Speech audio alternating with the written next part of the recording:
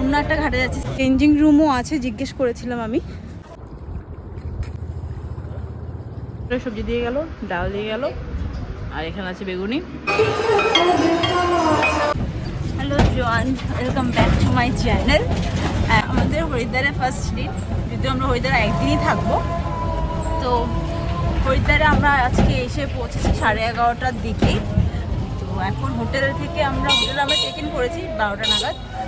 তো এরপর হোটেল থেকে এখন আমাদের প্ল্যান হচ্ছে আজকে স্নান করবো গঙ্গাতে। তো এখানে একটা কথা আমি যেটা জানতে পারলাম, হরকিপরি যে ঘাটটা আছে সেখানে এখন স্নান করতে দেয় না, কারণ সেখানে জল খুব কম বা আরতির জন্য এরকম কিছু একটা ব্যাপার হবে। তো আমরা অন্য একটা ঘাটে যাচ্ছি, চণ্ডী ঘাট নামে একটা ঘাট, ওই 2 কিলোমিটার মতো।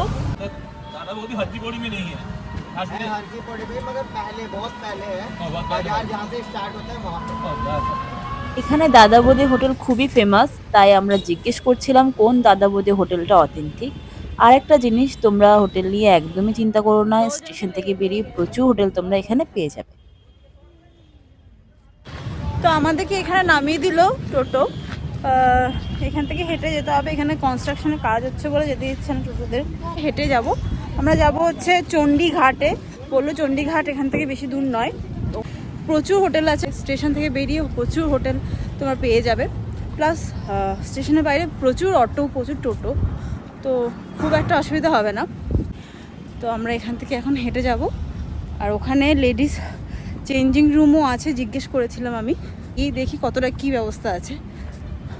আচ্ছা, আরেকটা ব্যাপার যেটা সাজেশন হিসেবে থাকবে তোমাদের জন্য, সেটা হলো হোটেলটা তোমরা এমনভাবে চুজ করবে যেখান থেকে অ্যাটলিস্ট তোমাদের বাস স্ট্যান্ড কাছে হয়। হ্যাঁ, আমরা যেখানে থাকছি ওই জায়গাটা ঠিক প্রপার মাঝখানে পড়ে গেছে। আমাদের বাস স্ট্যান্ডও ওই 500 মিটারের মধ্যে, আর স্টেশনও 500-600 মিটারের মধ্যে।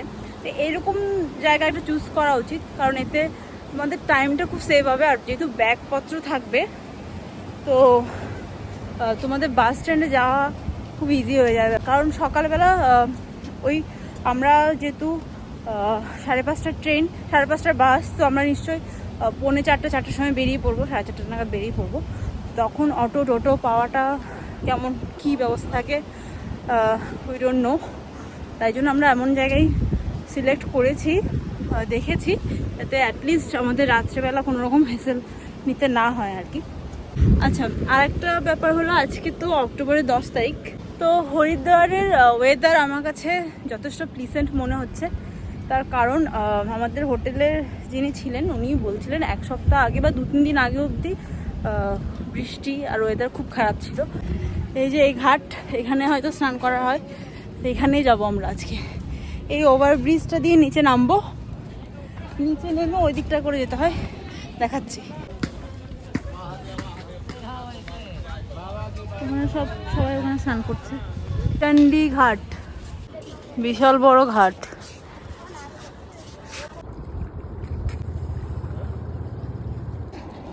বেশ বেশ বেশ, চলে আসো চলে আসো।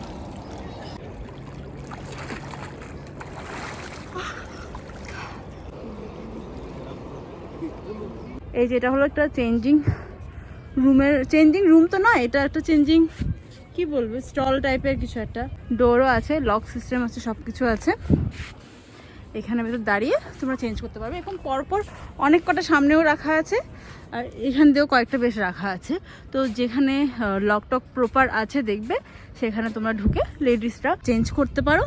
আর তো রোদ, তাও জল এত ঠান্ডা, এখন বেশ আরাম লাগছে, কারণ ওই রোদটা পড়ছে গায়ে, বেশ আরাম লাগছে। ম্যাক্সিমাম 1-1.5 ঘন্টা টাইম লেগেছে।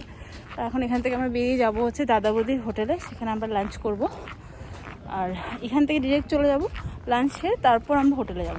কারণ এখন যদি আবার হোটেলে যাই, হোটেল থেকে আবার আসো, তো আমার মনে হয় না খুব দরকার আছে। কারণ এখান থেকে গিয়ে আমরা প্রপার রেস্ট নেব। কালকে সকালবেলা ভোর 3:30-4টার দিকে আমরা বেরিয়ে পড়বো সোমপ্রয়াগের জন্য। তো একজন টোটোর দাদার নাম্বারও নিয়ে রেখেছি, ওনাকে ফোন করবো হয়তো বা। তো এখন আমরা আছি দাদা বৌদি হোটেলে, এখানে আমরা লাঞ্চ করবো আজকে। ধরো আমরা ভেজ থালি অর্ডার করেছি, এখানে ভেজই তো। তো কী কী আসছে থালিটা, সেটা দেখাচ্ছি।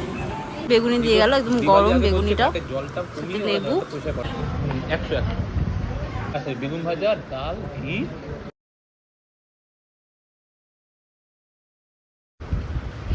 একটা 5 মিনিটের সবজি দিয়ে গেল, ডাল দিয়ে গেল, আর এখানে আছে বেগুনি, একটা লঙ্কা নিয়ে নিয়েছি, একটা ফুলকপি সবজি দিয়ে গেছে, ফুলকপি আছে, আলু আছে।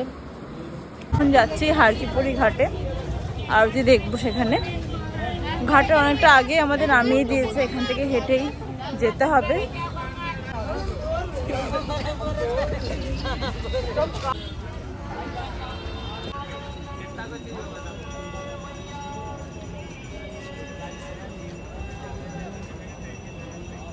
আমি যা শুনলাম আমাদের টোটো ড্রাইভার থেকেই শুনলাম যে প্রত্যেক বছর দিওয়ালির আগে জলটা এরা কমিয়ে গঙ্গা পরিষ্কার করে বা ঘাটগুলো পরিষ্কার করে, তো তাই এখন পুরো জল নেই, একদম জল নেই, তাই এখানে হয়তো স্নানও করা যাচ্ছে না তাই বলে।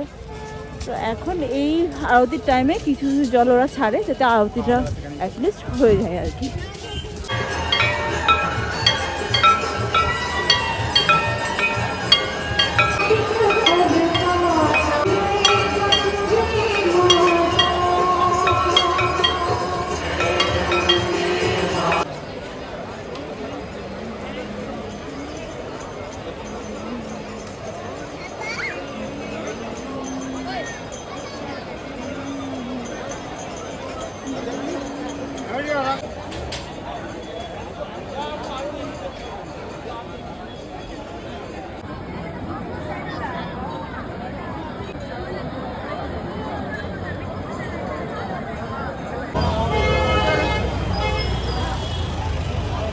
रबड़ी खाने का बेटा बोल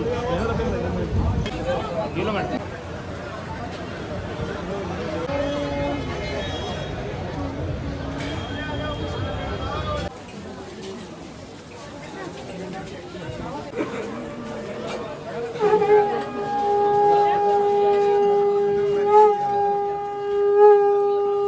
ডিনারে আমরা নিয়েছি রুটি থালি, দাম নিয়েছে 100। রুটি থালি, এখানে আলু পোস্ত, পনির, ডাল, বেগুন ভাজা, রুটি আছে 5 পিস।